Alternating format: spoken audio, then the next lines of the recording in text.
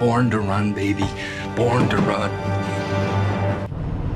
Welcome to the De Leon. Well, hello, hobby enthusiasts. This is Rob De Leon with the De Leon Hobby Garage, and as you can see here, we are in the hobby garage today. And today is Mother's Day, so I've already come home from breakfast with my wife and my mother-in-law. Unfortunately, I lost my mom a couple of years ago, but we can still wish mothers both here and mothers who are no longer with us a happy Mother's Day. So I've already spent the last day on the riding mower, so I got all my chores done. I thought I would come in here and do a little bit of show and tell. And what we're going to be looking at today are a couple of my new finds. So just give you a little quick peek here. And then we're going to take these out of the package and maybe take a look at them. Let's see what we're looking at. Let's see what kind of vehicles these are.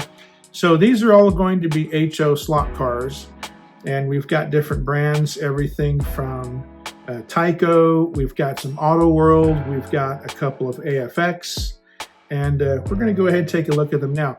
But before we're going to do that, I'm also going to show you something that I've been working on, and let me go ahead and move the camera here. So I've been wanting to work on my 15-foot Auto World drag strip, and I've been wanting to build a little bit of scenery for that track. And one of the things that I've wanted to do is build a kind of a scale replica of some bleachers that you would normally see at a small municipal drag strip. Something that's not really a major drag strip. So I was looking for something like this. Originally, this was a 1/32 scale bleachers. I tried to shrink this down to HO scale.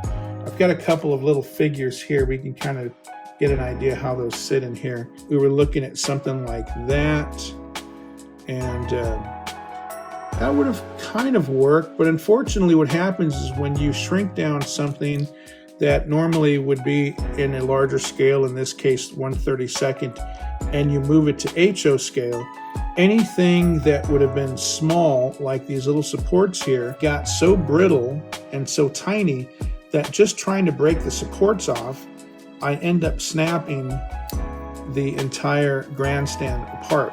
So that didn't really work. And so I decided, okay, what can I do now? I started designing this one here. So this one here, it kind of doesn't really work, because if he sits down, the guy below him has no place to sit. And so this was kind of a failed attempt.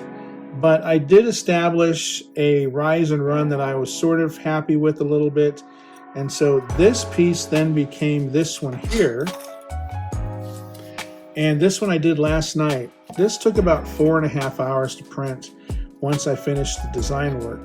And so this actually has a small bench and a footwell area, although I'm not sure the footwell is completely wide enough. But if we take this guy right here, we kind of set him in here in such a way, he almost stands up.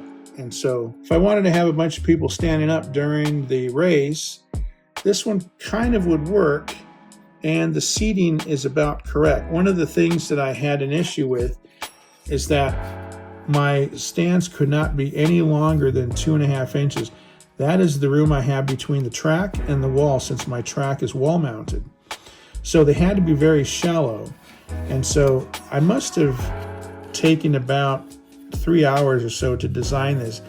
Unfortunately, I'm not a designer, so I'm not using something like Fusion 360.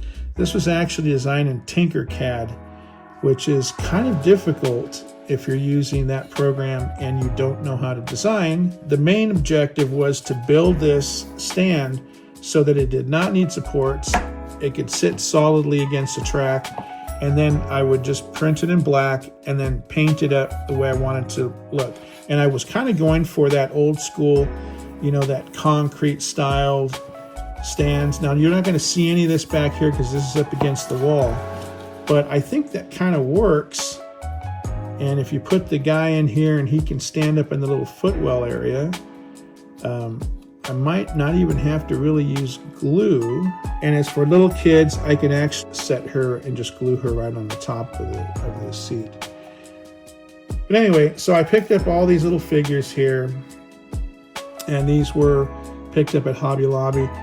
I don't know if these are really considered HO scale, but they kind of look about the size in relation to the slot cars. And so I think this is going to work. I thought it came out pretty good actually. And it's going to get a coating of gray paint and probably a little bit of weathering. And then I did this little area up here so that I can print a banner with some maybe old school drag racing sponsors. Remember Winston, the Winston series, or something to that effect. Anyway, this was the old days when drag racing was sponsored by alcohol and smoke. So let me move on to the cars. So let's take a look at this one here. This is a number 28 Hardee's car. Looks to be a Thunderbird, and I believe this is a Tyco and a Tyco body. The body probably is based off an old AFX body. I'm still learning my old school HO scale slot car origins and who created the original bodies and who repopped them after. I also have this one here. This is another Tyco 711 car. Number 7, of course. Also looks like this one is a Ford Thunderbird. And so this is one of my favorite body style cars. I was really a big fan of NASCAR back in the 80s and 90s. And so we've got that one there. I also picked up a Bill Elliott body, and this one goes to an AFX chassis. So I'm gonna have to find and go through my chassis to see which chassis that particular body fits. And then I also picked up this BMW body, and I was really fond of this body. I believe they call this the Zach Speed style body. And I believe that is an AFX body as well from the 70s. I believe that's a new old stock. I didn't get the chassis with it, I just basically got the body. And then we have another Tyco. This is a Exide NAS truck. And this looks to be a Ford F-150. And I've purchased all these cars. I believe all these cars were new old stock. I have yet to try any of these cars on the track yet, and this is they call it the Pro Stock 57 Chevy Bel Air. And another new old stock car. Did not come with the packaging or anything like this. I just bought this one loose. I know this one here is a narrow chassis. And this is one of the Formula One cars. I believe this one came in a set. I also have this one in 1/32 scale too. And I'd like to get a couple more of these just to have something to race with. I've got this Cale Yarborough car, and I'm going to go ahead and open this one up and let's take a closer look at this. And this is a car from Auto World, and I believe that body is based on an AFX body.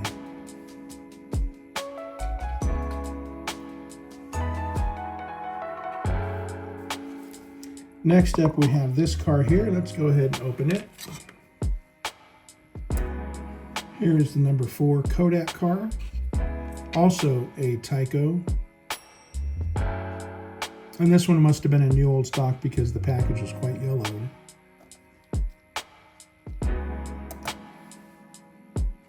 And let's try another one.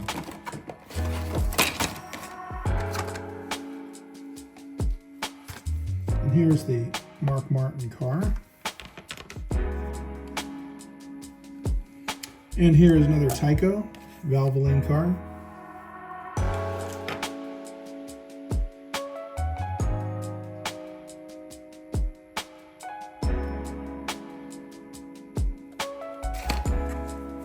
And here's one of my favorites as a kid growing up, Richard Petty car.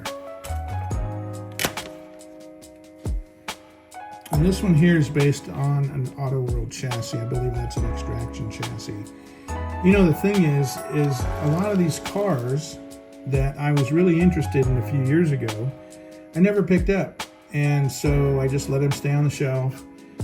And now I go back and I look at these cars for sale now, and some of them are completely outpriced, at least out of my price range.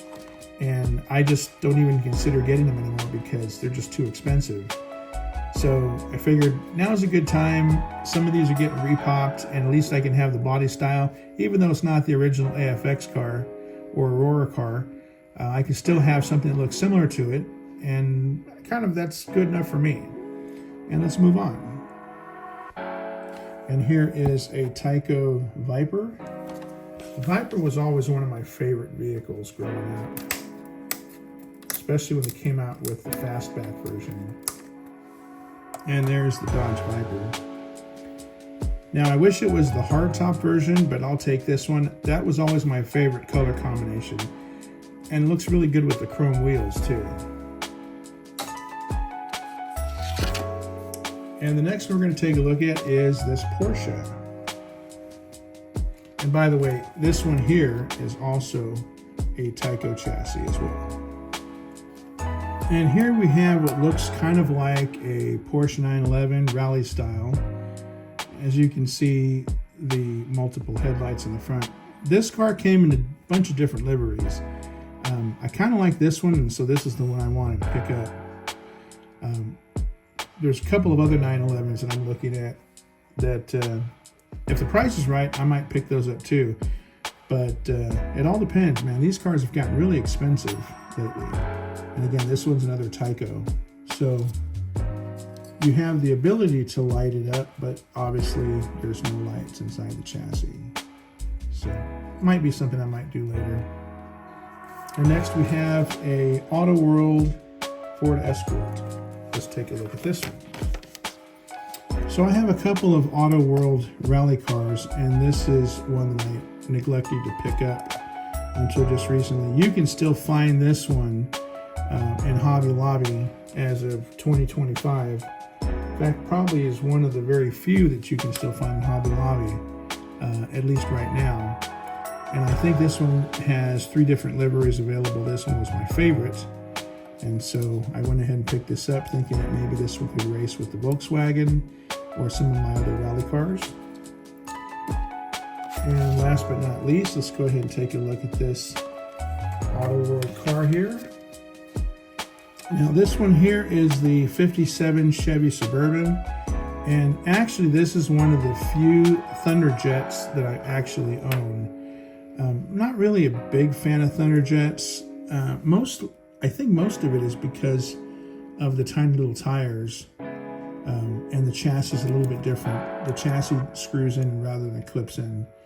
But I like the vehicle body, and so I decided that I would go ahead and get this to kind of go along with some of my other trucks. So about the only thing I'm going to do today is I might print another one of these grandstands up. I think it took about 4.5 hours to finish.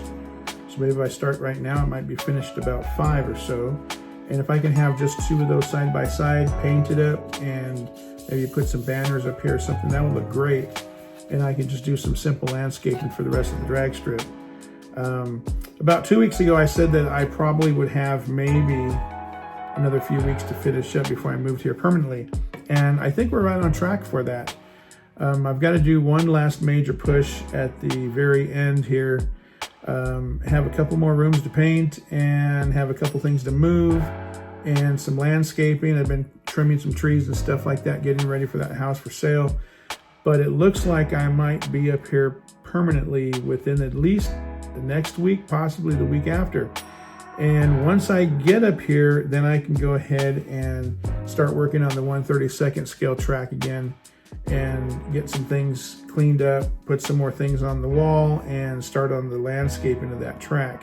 I haven't been up here for a complete summer yet, but it gets pretty warm. I'm probably looking at about 95, 96 degrees in the summer here, but the airflow seems pretty good where we're at here. And we don't get the sun exposure, so it might be okay to do videos and do some slot car racing here in the summer as well. For the HO track, I'm going to have to probably build that track on a 4x8 sheet of wood and have the track mounted to that piece of wood so I can lean it up against the wall. When we want to race on that track, I'll have to take it out and put it in the concrete pad right in front of this garage here, because it will not fit in here. With everything else we've got going on and the 1/32 scale track, we've just got this room here. Eventually, this workbench probably will move towards the back of the garage up against the garage door. Right now it's being occupied by the motorcycle, which is sitting right there. But eventually when we move that out, I'm going to have a little bit extra room. I might do some shelving. So as you can see here, I only painted it to about that much right there, and I haven't finished the rest of it.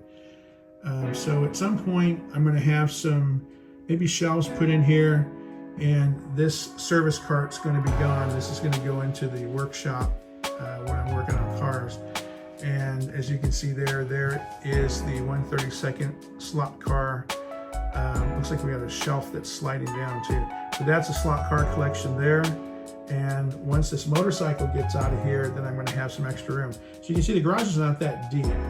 There's the garage door there, and there's the wall over there. So hopefully once the motorcycle is gone, the workbench I'm sitting in front of can go right into that hole there.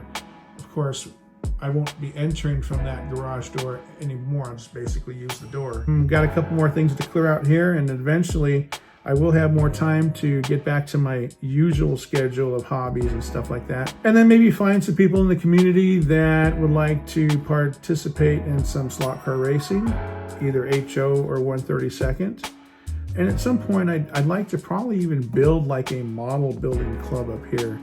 I used to belong to one where I formerly lived. I do have an extensive model collection. I'd like to get back to building those. It's always nice when you do it in groups and stuff, so you have goals and things like that. Otherwise, it will take forever. And I still have a motorcycle here I've got to build for Joe. So this will be one of the first kits I actually build once I get moved up here permanently. So this was from a TV show called Then Came Bronson.